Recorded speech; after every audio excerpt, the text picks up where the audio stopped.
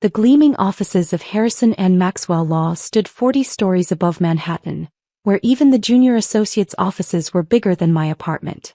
But I wasn't in one of those offices. Instead, I sat at my paralegal desk, surrounded by towers of case files and the constant hum of fluorescent lights. "Still here, little sis?" The familiar mocking voice made me grip my pen tighter. "Burning the midnight oil with all that filing?" Michael stood in my cubicle entrance, his custom-tailored suit probably worth 3 months of my salary. My stepbrother hadn't changed since our parents' marriage 10 years ago. Same smirk, same entitled attitude, just with better clothes now. "These depositions need to be processed by morning," I replied without looking up. He laughed, that rich private school laugh that always made my teeth clench. "You know, when Mom married your dad, I thought maybe some of our family's ambition would rub off on you. But here you are, still pushing papers." I continued highlighting key passages in the Jensen merger documents, keeping my face neutral. Michael had no idea that every late night, every mundane task, was part of a larger plan. "The partner track meeting is tomorrow," he continued, straightening his Hermes tie. "Not that you need to worry about that. Some of us were born for greatness. Others." He gestured at my desk. "Well, someone needs to do the filing, right?" The Jensen merger documents in front of me held secrets he couldn't imagine. Secrets I'd discovered during those countless hours of just filing. "Anyway," he checked his Rolex, "don't stay too late. Those papers won't file themselves." He walked away, his Italian leather shoes clicking against the marble floor. As soon as he was gone, I pulled out my personal notebook. Not the standard legal pad the firm provided, but a small black moleskine filled with 6 months of careful observations. Times, dates, conversations, and most importantly, patterns. My phone buzzed. A text from Judge Harrison, the founding partner's father. "Everything ready?" "All in place," I typed back.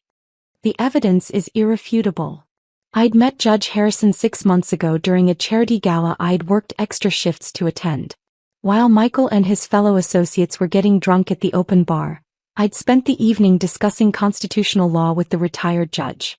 He'd seen something in me that night, something beyond the paralegal label. What followed was a careful dance of mentorship and investigation. The judge had suspicions about certain practices at his son's firm. I had the perfect position to confirm them. Another text arrived. "Board meeting moved to tomorrow morning. Be ready." I looked at my reflection in the darkened window.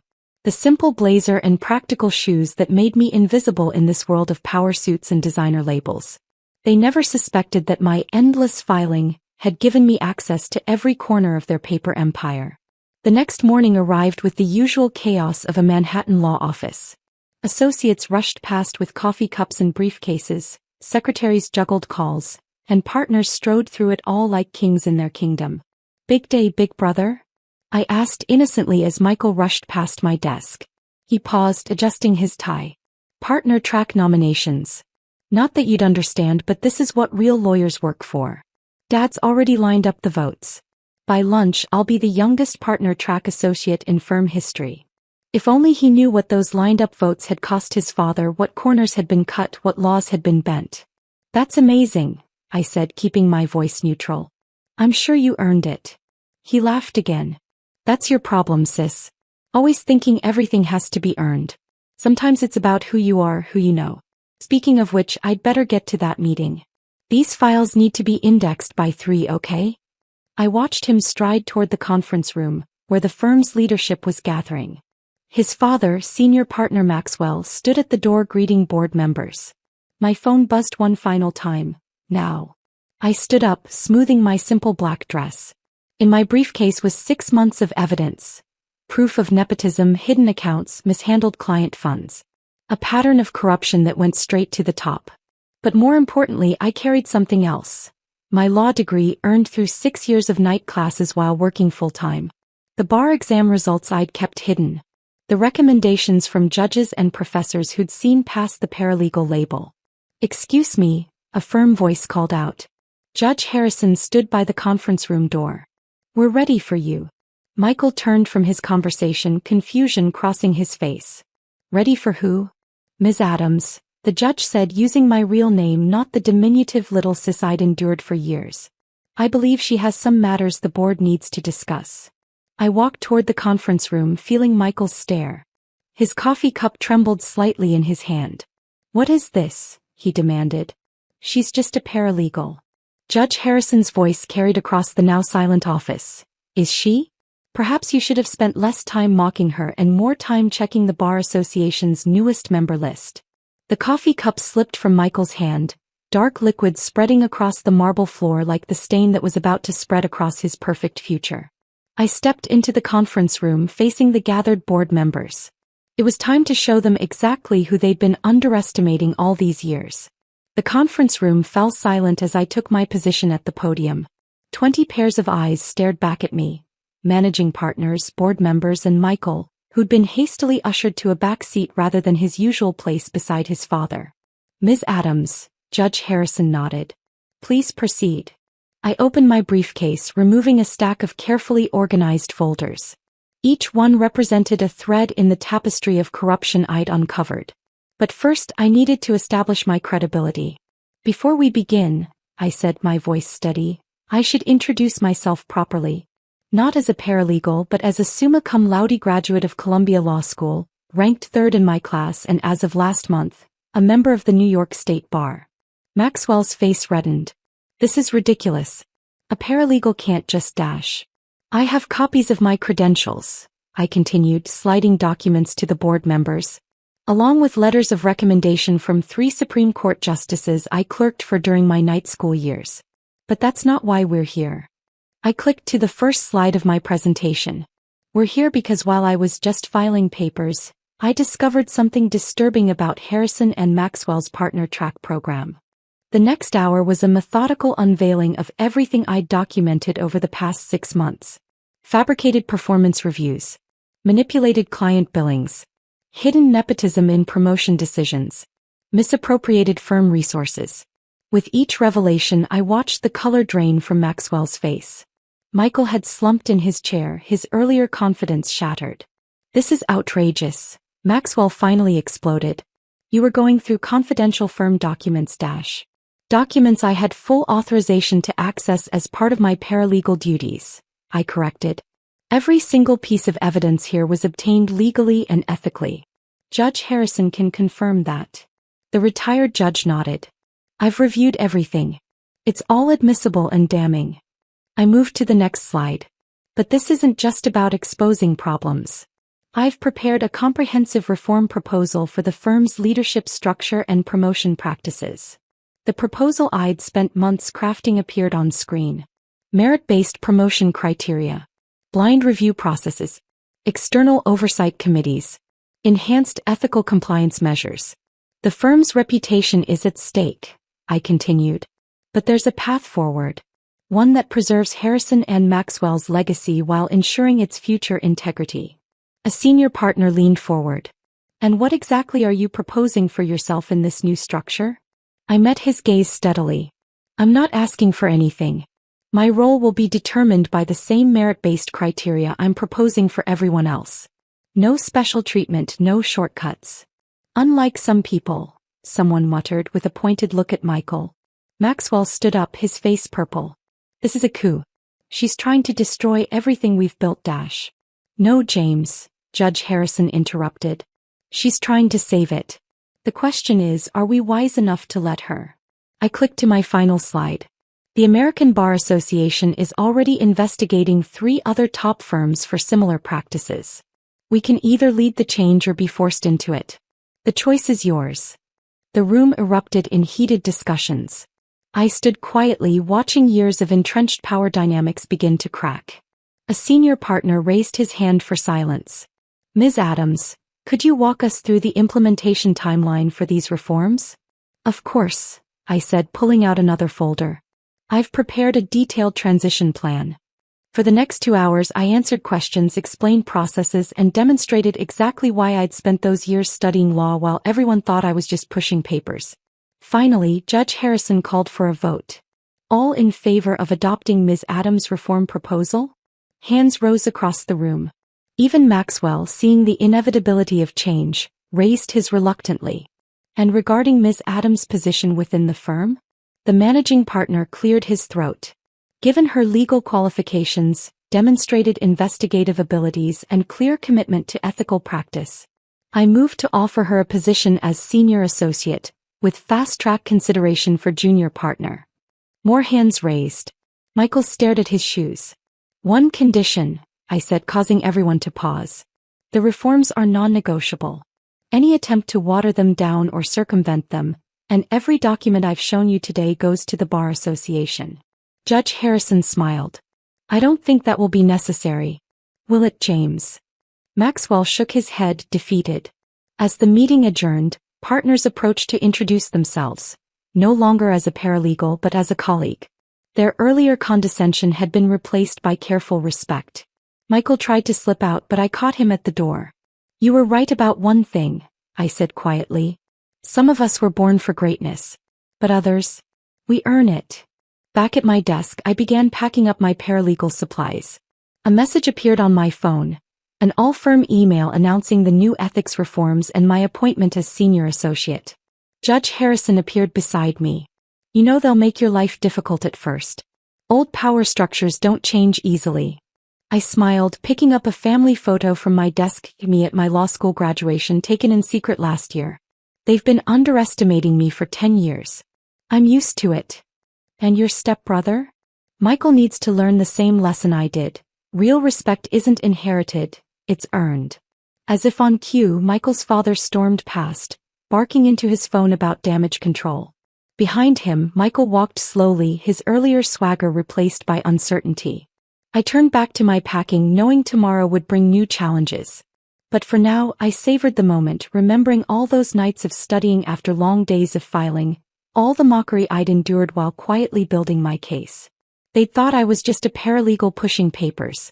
They never bothered to ask why someone would choose that position in a top law firm while attending Columbia Law at night. They never wondered what I might be learning as I filed those confidential documents. Now they knew. The next morning, I arrived at Harrison and Maxwell to find my name being etched onto a corner office door. My new title gleamed in gold letters: Alexandra Adams, Senior Associate. "Your Bar Association profile has been trending since last night," my former cubicle neighbor Sarah said as she helped me move my things. Youngest senior associate appointment in the firm's history. The office buzzed with whispers and stares. Associates who'd never given me a second glance now hovered near my door, trying to curry favor. Partners who'd barely remembered my name suddenly recalled mentoring moments that never happened. "Ms. Adams." A timid voice interrupted. It was Jessica, the new paralegal assigned to replace me. "Mr. Maxwell. Michael, he's been asking when you'll take your first case assignment." I smiled, remembering all the times Michael had dumped last-minute work on my desk. "Tell him I'll be handling the Preston merger." Jessica's eyes widened. "But that's his case. He's been leading it for months. And now he'll be second chair. He can bring the files to my office in an hour." As Jessica scurried away, Judge Harrison appeared in my doorway. "Making waves already, I see." "The Preston merger has serious ethical issues," I replied, unpacking my law books, no longer hidden in my apartment but proudly displayed. "Issues that Michael has been conveniently overlooking. Your stepmother is apparently furious. She's been calling the other board members all morning." I placed my law degree on the wall, finally public after years of secrecy. "She always thought her son was entitled to everything. That's part of the problem we're fixing." The next hour brought a parade of introductions. Associates who wanted to collaborate, partners offering mentorship, and clerks suddenly remembering my coffee preference. Each interaction was a small reminder of how quickly power dynamics could shift. At exactly 10 a.m., Michael appeared, carrying the Preston merger files. Gone was the designer swagger, replaced by barely concealed resentment. "You can't just take over this case," he started. "I've been working overlooking regulatory violations, ignoring disclosure requirements, and pushing through approvals without proper due diligence," I finished. "Sit down, Michael. It's time for your first real law lesson." For the next 2 hours, I walked him through every mistake, every shortcut, every ethical breach I'd spotted while just filing his paperwork over the past months. "How did you?" he stammered. "When did you learn law?" "While you were networking at cocktail parties, I was studying. While you were playing golf with clients, I was clerking for judges." While you were bragging about your future partnership, I was actually earning one. His face flushed. Dad won't let you dash. Your father doesn't have the power he used to, I cut in. And neither do you. From now on you'll earn your place here just like everyone else. The afternoon brought my first partner meeting. I sat at the conference table, no longer serving coffee but presenting case strategies. Maxwell Sr. watched with barely concealed fury as his colleagues approved my recommendations over his objections. By evening, news of the firm's ethical reforms had reached our competitors. My phone buzzed constantly with messages from other firms' associates, journalists seeking comments, and law school classmates who'd finally learned why I'd kept such a low profile. Your father's here, Sarah announced. I looked up to see Dad standing in my office doorway, tears in his eyes. You did it, kid, he said softly. All those years of studying in secret, all those nights I worried about you working so hard. You knew exactly what you were doing. I hugged him, remembering all the times he'd defended me at family dinners when my stepmother and Michael mocked my lack of ambition. Ms. Adams. Jessica appeared again. The managing partners would like to see you. They're reviewing the Burton case and there are some irregularities. I grabbed my briefcase. More corruption to clean up, more changes to implement. Tell them I'll be right there. Alexandra, Dad called as I left. Your mother would have been so proud. The next few weeks transformed Harrison and Maxwell. My ethics reforms exposed decades of questionable practices. Some partners resigned rather than adapt. Others embraced the changes, recognizing the shifting legal landscape. Michael struggled to adjust. Without his father's protection, his work showed its true quality. But slowly, reluctantly, he began to learn real law, real ethics, real responsibility. 1 month after my appointment, I sat in my office reviewing case files. A knock at the door revealed my stepmother. I suppose you're enjoying this, she said bitterly. Humiliating my son, destroying my husband's legacy. Actually, I replied, I'm saving the firm's legacy. The real one, based on legal excellence, not favoritism. Michael's welcome to be part of that, if he's willing to earn it. You've always been jealous of our family's success. No, I interrupted. I've always believed in real success. The kind that comes from work, not privilege. Maybe it's time you learned the difference. As she stormed out, I noticed Michael lingering in the hallway. He'd heard everything. Later that evening, as I prepared to leave, a document appeared on my desk. Michael's first properly researched legal brief. No shortcuts, no oversights, just solid work. At the bottom he'd written a note. I never knew what real law looked like. Could you review this? I picked up my red pen, ready to teach rather than expose. Sometimes the best revenge isn't destruction. It's education. 6 months later, Harrison and Maxwell had transformed. Our ethical reforms became an industry standard. Other firms scrambled to adopt similar measures. The legal press called it a revolution in corporate law culture. Michael eventually earned his place as a competent associate. Not through his father's influence but through genuine effort. Our relationship would never be warm, but it had evolved into something built on reluctant respect. As for me, I kept the simple blazers but moved to a better apartment. My office wall now held not just my law degree, but articles about our reforms, awards for ethical leadership, and a photo of my mother, a public defender who'd taught me that justice requires both patience and persistence. The firm's holiday party that year was different. No power plays, no whispered deals, just colleagues celebrating real achievements. I watched from the corner, remembering all those years of silent preparation, of being underestimated and overlooked. Quite a change, Judge Harrison said, joining me. You didn't just earn your place, you changed what that place means. I smiled, thinking of all the young lawyers who could now advance based on merit, not connections. Sometimes the best victories aren't just personal. As I looked around the room, at Michael actually doing his own research, at partners mentoring based on talent rather than privilege, at young associates knowing they had a fair chance, I realized that success wasn't just about proving them wrong. It was about making things right.